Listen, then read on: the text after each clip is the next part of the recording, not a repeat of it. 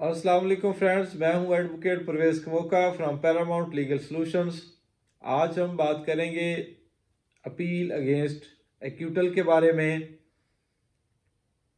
इसका क्या स्कोप है, किन ग्राउंड्स पे अपील अगेंस्ट एक्यूटल फाइल की जा सकती है और सुपीरियर कोर्ट्स जो हैं इसको किस नज़र से देखती हैं। तो दोस्तों, appeal against acquittal has very narrow scope. जब भी एक मुल्ज़म किसी कोर्ट से बरी हो जाता है तो उसको डबल प्रिजम्पशन ऑफ ट्रूथ हासिल होती है। नंबर वन, एक तो एफआईआर की सूरत में उसको मुल्ज़म कंसिडर किया जाता है और ये समझा जाता है कि जब तक उस पर जुर्म साबित ना हो जाए, अदालत की और कानून की नज़र में वो बेगुनाह है। प्रोसिक्यूशन ने यह साबित करना होता है थ्रू प्रॉपर सॉलिड एविडेंस कि वो गिल्टी है। दूसरा, जब एक कोर्ट उसको बरी कर देती है तो कानून की नज़र में वो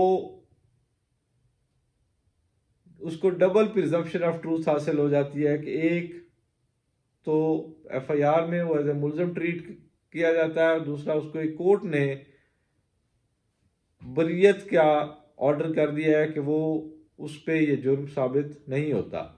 तो ऐसी सूरत में जब आप अपील अगेंस्ट एक्यूटल फाइल करते हैं तो आपको बहुत सॉलिड ग्राउंड्स बतानी है। आपने ये बताना है कि जो जजमेंट है उसमें एविडेंस को प्रॉपर नहीं देखा गया, उसमें उसकी एविडेंस में बहुत सारी ऐसी ग्राउंड्स आपने बतानी है जो उसका जुर्म साबित करती थी। तब कोर्ट आपकी बात को वेटेज देगी और आपकी अपील अगेंस्ट एक्यूटल एडमिट होगी। Otherwise on the lighter grounds और the lighter discrepancies in the judgment of the court, appeal against acquittal admit नहीं होगी।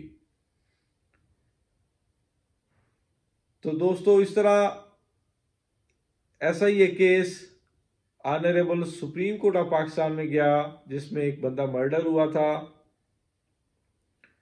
और ट्रायल के बाद एक्यूज्ड को बरी कर दिया गया, जो मेन एक्यूज था, जिसकी अपील अगेंस्ट एक्यूटल फाइल की गई ऑनरेबल हाई कोर्ट में, जो डिसमिस हुई और फिर सुप्रीम कोर्ट में गई और सुप्रीम कोर्ट में भी सेम फेट हुई और उसको डिसमिस फरमाया गया। सुप्रीम कोर्ट ऑफ पाकिस्तान ने उसमें बहुत सारे पॉइंट्स को देखा और डिस्कस किया, जिसमें उसके मेडिकल एविडेंस जो है उसमें कंट्राडिक्शंस थी। उसके बाद उसका एक्यूलर अकाउंट था, जो चश्मदीद गवाह थे, उनकी existence at the place of occurrences साबित नहीं होती थी। तीसरा, आइडेंटिफिकेशन परेड जो है वो विद इन टाइम नहीं करवाई गई थी। ये इन्वेस्टिगेशन में बहुत ज़्यादा लैकुनास थे और इन सारी बातों को डिस्कस करते हुए honourable Supreme Court of Pakistan ने मुल्ज़म की अपील अगेंस्ट, जो मुद्दई की अपील अगेंस्ट एक्यूटल थी मुल्ज़म के खिलाफ, वो खारिज फरमाई और मुल्ज़म को बरी किया और ये होल्ड फरमाया कि चूंकि मुल्ज़म एक कोर्ट से बरी हुआ है तो उसको डबल प्रिजम्पशन ऑफ ट्रूथ हासिल है और उसको प्रोसिक्यूशन को सॉलिड ग्राउंड्स के ज़रिए ये साबित करना होता है कि जो केस की एविडेंस थी उसको प्रॉपरली नहीं देखा गया और उनको उसको बायस्ड और अनफेयर वे से ट्रीट किया गया है। सेकेंडली, ऑनरेबल कोर्ट ने ये होल्ड फरमाया कि प्रोसिक्यूशन को ये रिबट करने के लिए सॉलिड एविडेंस ज़रूरी होती है।